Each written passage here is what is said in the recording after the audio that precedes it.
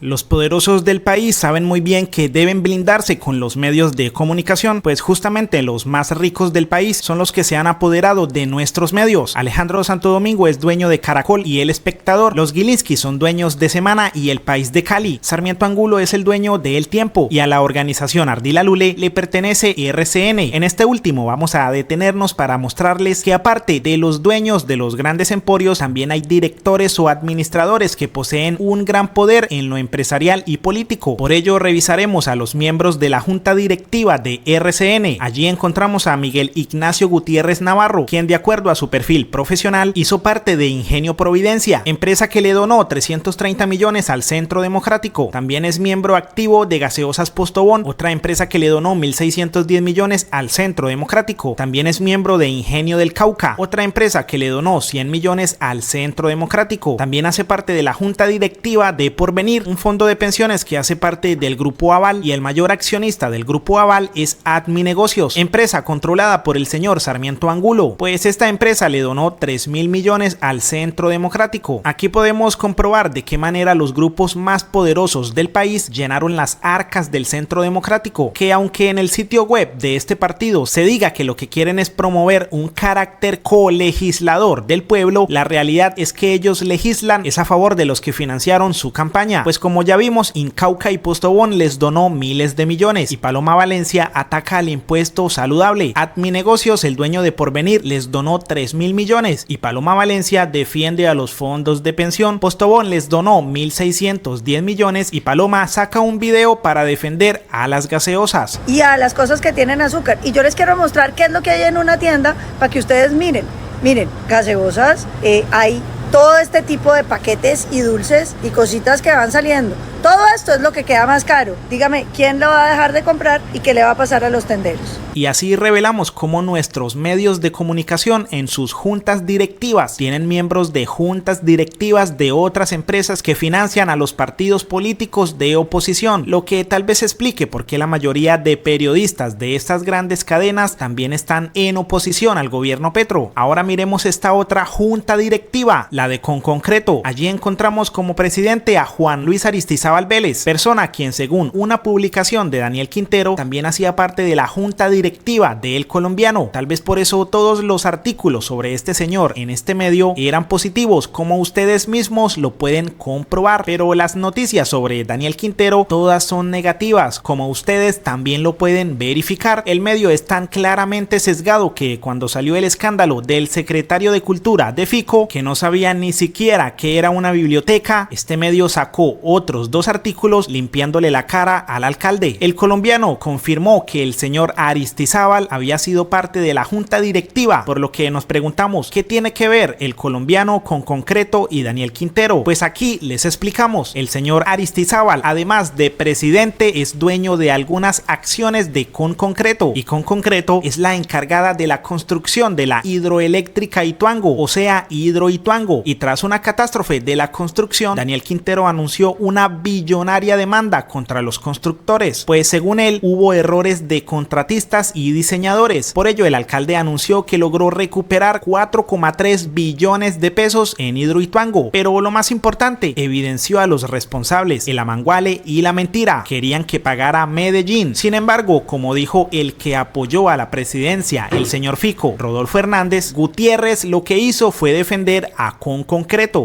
Ustedes sí saben, colombianos, que el doctor Federico Gutiérrez, a los 5 minutos de fallar Hidroituango, salió a defender los contratistas. Y hace 4 meses, Mapfre, una compañía de seguro multinacional, dijo que sí había responsabilidad en los contratistas y resolvió pagar las fianzas. ¿Y sabe cuánto costaron las fianzas? 4.100.000 millones de pesos. Entonces, una persona que sale a defender los contratistas, ¿será que hoy le están dando plata para financiar la campaña? Sería bueno que el doctor Federico le contara aquí a los colombianos de dónde está sacando plata para tener 500 vallas instaladas en todo el país. Que nos diga, porque no tiene encuestas claras y no 200 millones. Eso es lo que tiene. Total de que toca que se sincere para si aspira aspira a ser presidente de la República, no vuelva a engañar a los colombianos, especialmente la gente más humilde de Colombia. Pues bien, la directora del Colombiano, Luz María Sierra, quien fue elegida por la revista Forbes entre las 100 mujeres más poderosas del país, ha dejado su investidura de periodista para atacar de forma imparcial y directa a Daniel Quintero. Es tan poderosa que parece amenazar a nuestros legisladores para que voten tal vez a favor de sus preferencias. Pues miren lo que dice: senadores indecisos de la Comisión Séptima, nos permitimos anunciarles que todos los lectores y los electores estaremos muy atentos a sus posturas. Al final del día, el voto de ustedes podría definir el futuro de la salud de todos. Además, el enunciado está acompañado de un artículo que se titula "El voto más importante del Senado en su historia", pudiéndose interpretar claramente como un artículo con mucha presión sobre nuestros congresistas. Pero lo peor es que la intención es clara. La amenaza no es para que voten a conciencia sobre lo que creen mejor o peor. La amenaza es para que voten en contra de la reforma a la salud. Pueden leer ustedes mismos todo el artículo para que se den cuenta de cómo defienden el actual sistema. Continuando, Daniel Quintero había mencionado lo siguiente: ya lo había dicho, pero lo repito para que no queden dudas, no ando buscando puestos. Rechacé el ofrecimiento del presidente de liderar el Departamento de Prosperidad Social por razones que ya había expresado. Sin embargo, nuestra imparcial directora respondió: agradecer que Gustavo Petro no se ha dejado echar el cuento del exalcalde Daniel Quintero. Petro puede que se rodee de activistas. La ideología no nos deja tomar mejores decisiones, pero trata de atajar a los corruptos. Distingue quiénes son ladrones, así se cuelen en la Unidad Nacional para la Gestión de Riesgos de Desastre. Por lo que Daniel Quintero le respondió: señora, no crea que por manejar un medio poderoso como El Colombiano estará por encima de la ley. Deberá responder ante un juez por calumnia.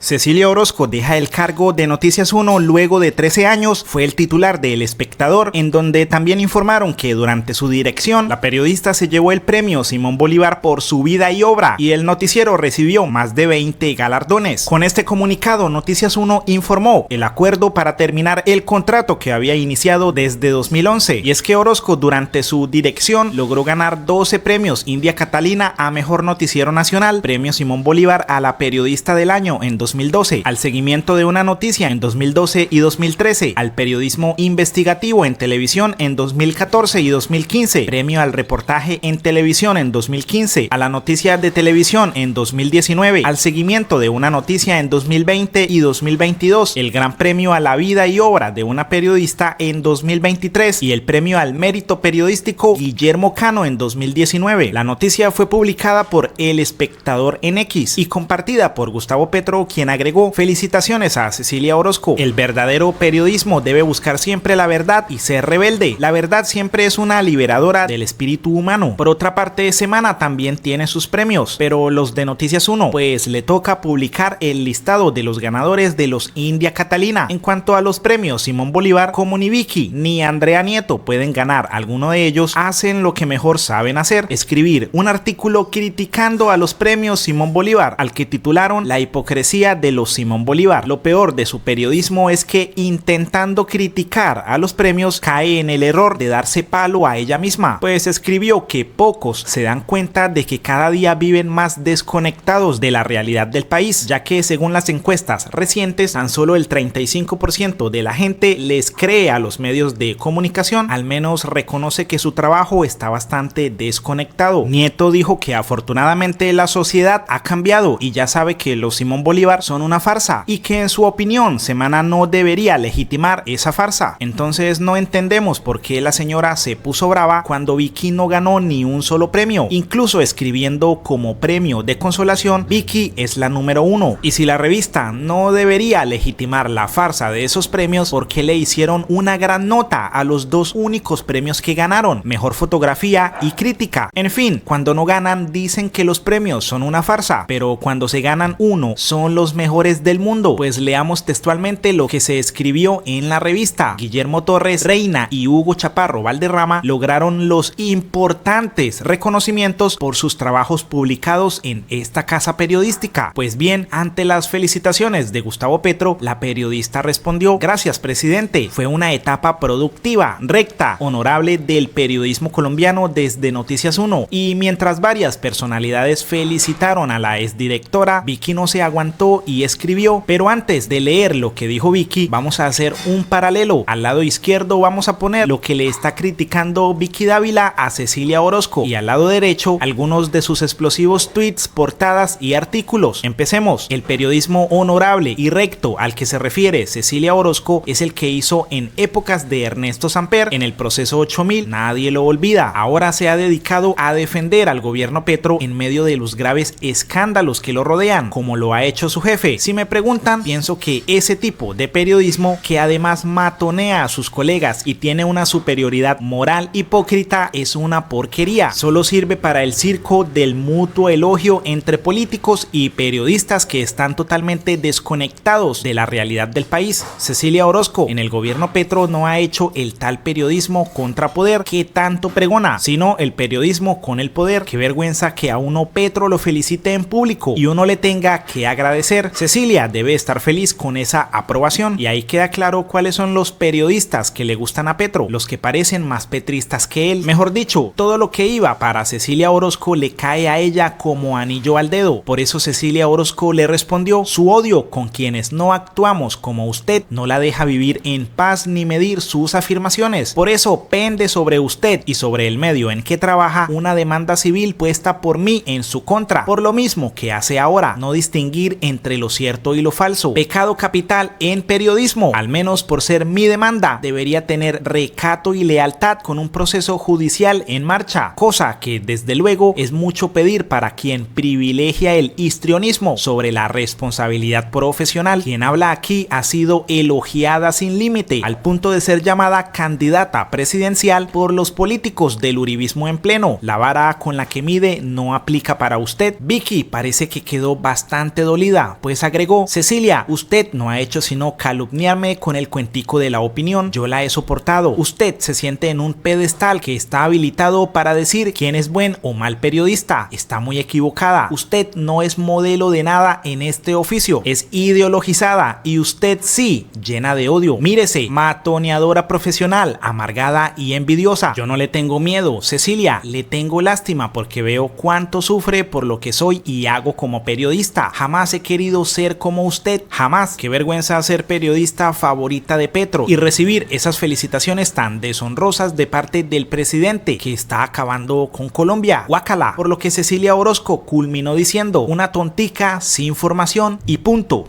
Los cientos de miles de ciudadanos que marcharon ayer contra su régimen no son unos privilegiados, sino la representación de la voz del pueblo. La pobreza, el desempleo, el alza en los combustibles, las reformas y sus escándalos son suficientes para rechazarlo. Fuera Petro. Estas fueron las palabras de María Fernanda Cabal respondiendo este mensaje de Gustavo Petro. Manifestaciones que no quieren cambiar el país, está bien. Siempre habrá fuerzas que, saliendo de los privilegios, no quieren perderlos. Pero las fuerzas volcánicas de la sociedad colombiana indudablemente quieren una transformación de Colombia, porque no se vive bien. Ahora vamos a explicarles cómo estos señores han ido construyendo marchas mes a mes a favor de los grandes millonarios de Colombia. Sí, los mismos que financiaron sus campañas. Y lo triste es que gran parte del pueblo se une a ellos en marchas pensando que están luchando por el pueblo. Ya hemos explicado que Adminegocios le donó 3.000 millones al Centro Democrático y que esta empresa le pertenece a Sarmiento Angulo y al Grupo Aval. El Grupo Aval es dueño de Porvenir, empresa que según sus principales cifras obtuvo una utilidad neta solo en 2022 de 154.000 millones de pesos. O sea, el único que logró una pensión con ganancias de 154.000 millones fue el señor Sarmiento Angulo, mientras que solo el 18% de los jubilados tienen acceso acceso a una pensión completa. El negocio es bastante redondo, pues estas empresas se aprovechan del sistema. Según datos de Fasecolda, en su mayoría las personas que cotizan sobre un salario mínimo no alcanzan a pensionarse. Las leyes de quienes tenemos en el Congreso siempre han jugado a favor de estos superpensionados. Sí, los de los 150.000 millones. Pues ya es normal en el colombiano escucharles decir que la mejor opción no es pensionarse, sino que le devuelvan los aportes, conformándose con unos cuantos millones que tal vez les dure menos de un año, por lo que después están condenados a vivir una vejez sin ingresos, por lo que la pensión se convierte prácticamente en un privilegio. Por eso en los medios encontramos titulares como 6 de cada 10 afiliados no se pensionan y les deben devolver aportes. Pero si el sistema está tan mal, ¿por qué los colombianos marchan en contra de una reforma que intenta arreglarlo? Para responderlo vamos a hacer unas cuentas. Porvenir obtuvo 154.000 millones en utilidades. Sus dueños, los mismos dueños de Adminegocios, le donaron solo 3.000 millones al Centro Democrático. El Centro Democrático tiene en sus filas, entre muchos, a Paloma Valencia. Paloma tomó una posición en contra de la reforma al sistema pensional y cuando no tienen cómo debatir sus posturas, pues se salen de la plenaria para que no haya quórum. Entonces aprovechamos para salirnos y tratar de destruir el quórum.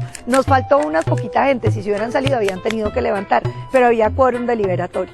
Pero esta vez vamos a tener que insistir en no hacer quórum y en buscar todos los mecanismos para que esa reforma no pueda avanzar. Y cuando todos estos recursos se terminan, convocan a la gente a que se movilice. Pero miren bien el argumento: la marcha no es contra la corrupción ni con ninguno de los temas que realmente le importan y afectan al pueblo colombiano. El enfoque de ellos está muy bien dirigido y claro: marchan contra las reformas que afectan el bolsillo de sus patrocinadores.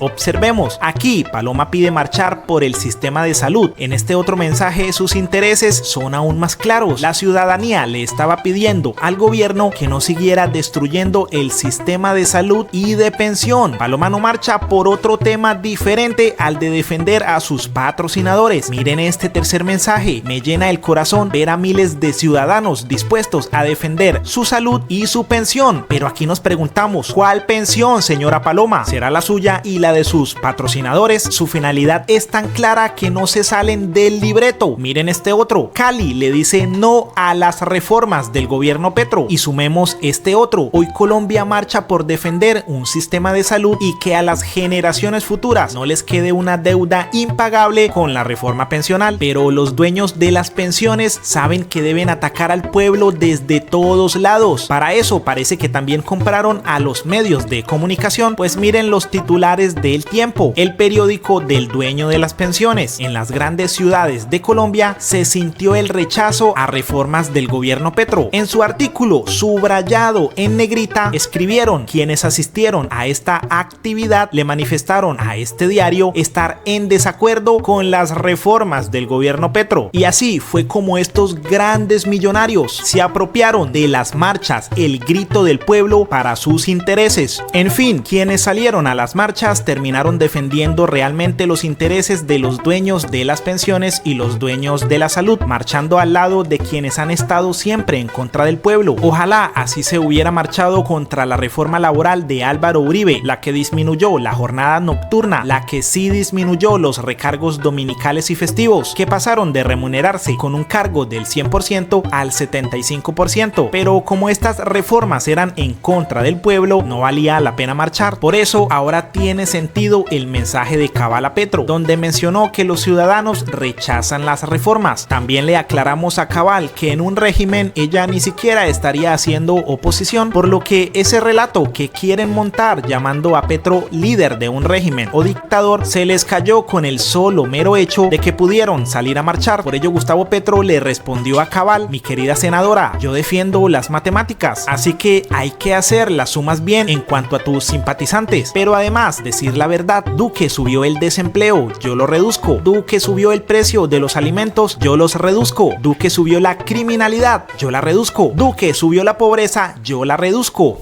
Gustavo Bolívar fue posesionado por Gustavo Petro como director general del Departamento de Prosperidad Social. El exparlamentario se ha propuesto que en su dirección se termine la corrupción en la entidad.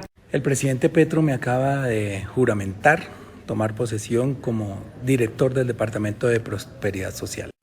Tengo una misión muy grande y una responsabilidad sobre mis hombros muy grande. La primera, acabar la corrupción dentro de esa entidad.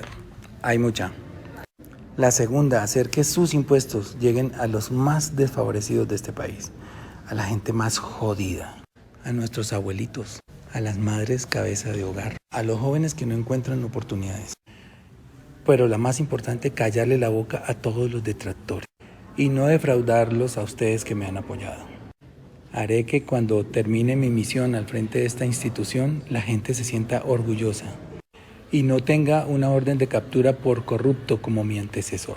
Así que gracias por todo el apoyo. Me dirijo en este momento a mi primer Consejo de Ministros, como buen primíparo que he sido muchas veces. Chao. Pues ya sabemos que la Fiscalía pidió cárcel para el exdirector del gobierno pasado. Bolívar arrancó su dirección destapando los casos de corrupción del anterior gobierno. En su proceso de empalme publicó un informe con 62 obras a medias equivalentes a 61.000 millones y dijo que a medida que avanza el empalme corroboró que la corrupción en prosperidad social durante el gobierno Duque fue aberrante. Casi todas las obras que contrataron están paralizadas. El ampón Pierre García salió condecorado por Duque y por el Congreso. Robaron de lo lindo y adjuntó esta imagen de Duque orgulloso de su director y esta otra de Pierre García con su amigo Ciro Ramírez en el Congreso, felices por el gran trabajo que estaban haciendo. La oposición se sintió tan impotente que una de sus bodegas, Misión Cumplida, publicó lo siguiente: Gustavo Bolívar llegó diciendo que acabaría la corrupción del DPS y su prioridad era ayudar a los más necesitados y reducir el despilfarro. 7 de marzo de 2024, un día después de su nombramiento oficial, da la orden de comprar 6 vehículos híbridos último modelo para él y su círculo cercano en la entidad y compartió como prueba esta cotización. Como no nos gustan los testigos anónimos ni compartir información que no podamos verificar, también accedimos a la información del procedimiento para verificar su veracidad y sí, tal como dice Misión Cumplida, el documento es real. Es una cotización para la adquisición de 6 vehículos híbridos y una pick-up para prosperidad social. También verificamos su fecha de publicación y se hizo el 5 de marzo a las 5:34 de la tarde. Por ello Bolívar le respondió a la bodega: eso es una cotización. Mi primer acto administrativo ayer fue echar para atrás esa compra. Lo reto a que muestre que hay un contrato firmado. Jamás podrán conmigo. Siga intentando. Mentirosos. Eso es una cotización vieja. Mi primer acto administrativo ayer fue echar para atrás esa compra. Dije a los directivos en el empalme que mientras haya hambre en Colombia, esos lujos se acaban. Lo reto a que muestre que hay un contrato firmado o se retracte. Pero hasta el día de hoy, Misión Cumplida no ha publicado nada ni se ha retractado. Eso sí, el reto parece que fue aceptado por uno de los mejores investigadores de contratos públicos de Colombia, Daniel Briceño, quien publicó primer acto de Gustavo Bolívar como director de Prosperidad Social. Repito lo que el señor aseguró: primer acto de Gustavo Bolívar como director de Prosperidad Social, llegar a cotizar la compra de 6 carros híbridos nuevos para la entidad. Tiene las prioridades bien claras. En esta publicación leemos bastante claro que el señor Briceño está asegurando que Gustavo Bolívar hizo la cotización. La última frase de que tiene las prioridades bien claras lo confirma. Además compartió la misma cotización que había publicado la anterior bodega. O sea, lo único que encontró el señor Briceño ha sido una misma cotización, nada del contrato, por lo que el reto de encontrar un contrato firmado no ha sido publicado. Por eso Gustavo Bolívar le respondió: no se cansa de mentir esta basura de ser humano. Lo que muestra aquí es una cotización vieja que ayer mismo en el empalme, delante de 30 funcionarios del nivel directivo, desautoricé y eché para atrás. Les dije que mientras haya hambre en Colombia, esos lujos se acaban. Briceño no quiso perder y por eso respondió: no mienta usted, Gustavo Bolívar, no crea que todos los colombianos somos pendejos. La cotización se publicó el 5 de marzo a las 5:34 p.m, unas horas después de su posesión, y hoy a las 2:59 se amplió el plazo. La cotización sigue vigente Presidente, no sea sinvergüenza y mentiroso. A lo que Bolívar respondió: don mentiroso, el 5 de marzo salí de Palacio a las 8 de la noche. Están los registros. Mi primer día de trabajo fue el 6 y mi primer orden fue echar para atrás toda cotización y toda compra. No he firmado un solo contrato, ni lo firmaré hasta que mi equipo esté posesionado. Y como quedó demostrado, el investigador Briceño no fue capaz de demostrar lo que dijo desde el principio, que la cotización fue el primer acto de Gustavo Bolívar. Pero eso sí, Semana se aprovechó de esta mentira para titular como si fuera cierto. Y lo peor es que Daniel Briceño sigue pensando que tiene la razón, pues le dijo a Bolívar que lo seguirá desenmascarando. Pero ¿desenmascarando qué? Si no logró demostrar nada. El señor Briceño parece que por querer tener la razón deja al lado el razonamiento lógico. Por eso les vamos a explicar todo el contenido de esta cotización. Pues si según Briceño la cotización fue orden del señor Bolívar, entonces en menos de un día se tuvo que hacer el estudio de necesidad para definir cuántos vehículos eran necesarios. En un solo día también se definió qué vehículos, qué marcas y qué modelos se necesitaban. En un mismo día se definieron las características de los vehículos. Señor Briceño, lo invitamos a que lea las varias páginas de características que Bolívar sacó a tiempo récord. Según Briceño, en un solo día también se hicieron las obligaciones para la cotización. Mejor dicho, según Briceño, todo eso lo hicieron en un solo día. Por favor, señor concejal, le pedimos seriedad. Usted ya no es un tuitero, usted es concejal de Bogotá. Mejor le recomendamos hacerle control político a Galán, quien fue financiado por muchísimas personas y empresas. Lo animamos a que entre al SECOP y averigüe con quién está contratando el señor que usted apoyó a la alcaldía. Por eso a Briceño le tocó conformarse con compartir el insulto de Bolívar, pues su principal estrategia no le funcionó, por lo que se tuvo que conformar con que la cuenta del Centro Democrático, Semana y María Fernanda Cabal lo defendieran.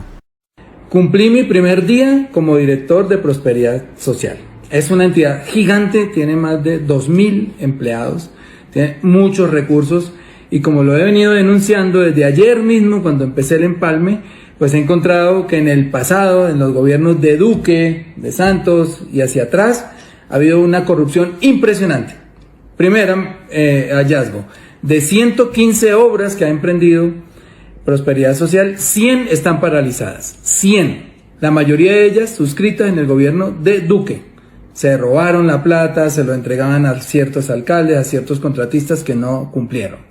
Vamos a empezar a reestructurar esa obra. Segunda medida, encuentro sobre mi escritorio una cotización para comprar 8 vehículos y les dije clarito, y me pueden desmentir ahí los 30 directivos que estaban en el empalme.